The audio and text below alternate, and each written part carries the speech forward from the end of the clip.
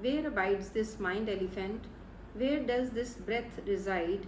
Where abides the holy word, whereby the mind's wandering may cease? Guru says, when the Lord shows grace, then he leads one to the true Guru, and then this mind elephant abides in its own home.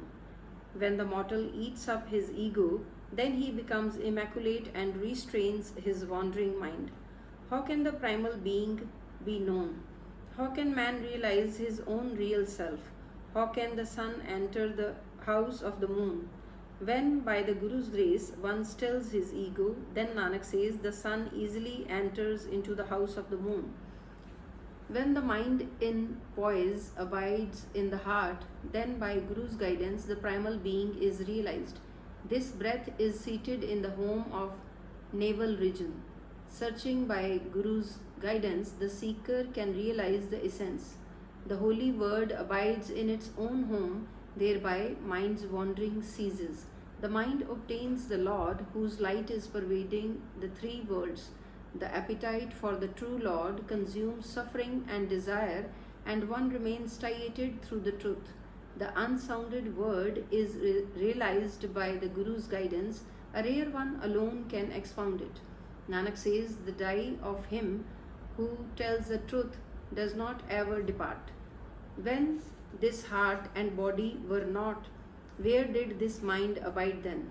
When there was no support of the navel lotus, in which home the breath did stay? When there was no form or outline, how may then love be enshrined in the name? When there was no chamber of blood and carnal fluid, could not the Lord's extent and worth be evaluated then? When the Lord's color, garb, and form were not seen, how could then the true Lord be known?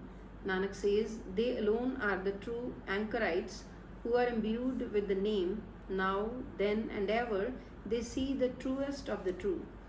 When the heart and body were not, then the mind abided in the detached Lord. When there was no support of the navel lotus, the breath then stayed in its own home. When there was no form, no outline, and no caste, then in its essence form, the name dwelt in the unmanifested Lord.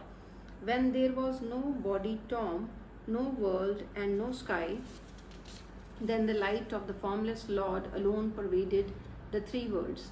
When the color, garb, and the form of the one Lord were not seen, then all these resided in the one wondrous Lord. Without the true name, no one can become pure. Nanak says, such is the inexpressible discourse of the Lord. Yogi says, O man, in what way the world comes into being?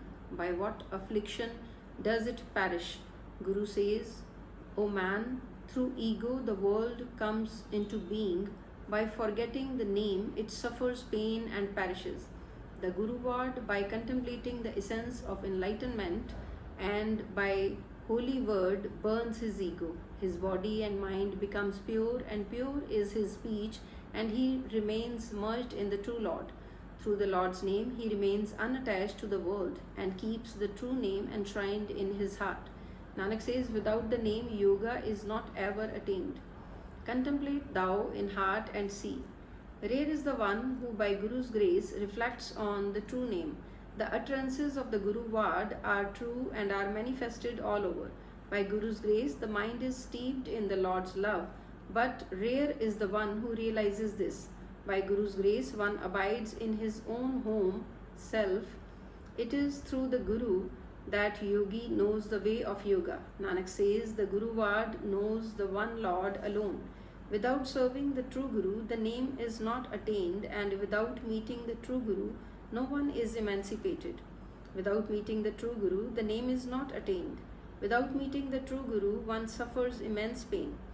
Without meeting the true Guru, the mortal abides in supreme darkness of ego. Nanak says, without the Guru, one loses his life and ultimately dies. By stilling his ego, the Guru word conquers his mind. The Guru word keeps the true name enshrined in his heart. The Guru word conquers the world, knocks down and slays the death's myrmidon. The Guru word loses not at the Lord's portal. He alone whom the Lord unites in his union through the Guru knows the worth thereof. Nanak says the Guru word by holy word has divine realization. O yogi, listen to the final summing up of this divine discourse, that without the name yoga is not practiced. They who are imbued with the name remain inebriated night and day. They attain peace through the name. All creation is manifested through the name. It is through the name that realization is attained. Without the name, men wear numerous garbs, and them the true Lord has himself strayed. O yogi, listen, the name is obtained by the true Guru, and then one comes to know the way of yoga. Nanak says, contemplate this in your mind and see that without the name one is not emancipated. Thine state and extent thou alone knowest, O Lord. What can anyone else say and narrate? Thou thyself art unmanifest, thyself manifest, and thyself enjoys all the players. Good many strivers, adepts, spiritual guides, and disciples wander seeking thee according to thy will ordinance. They beg thee for thy name in charity. Unto thine sight they are a sacrifice, O Lord. The imperishable Lord has staged this play. It is through the Guru that one realizes it. Nanak says the Lord himself prevails in all the ages. Without him there is no other second.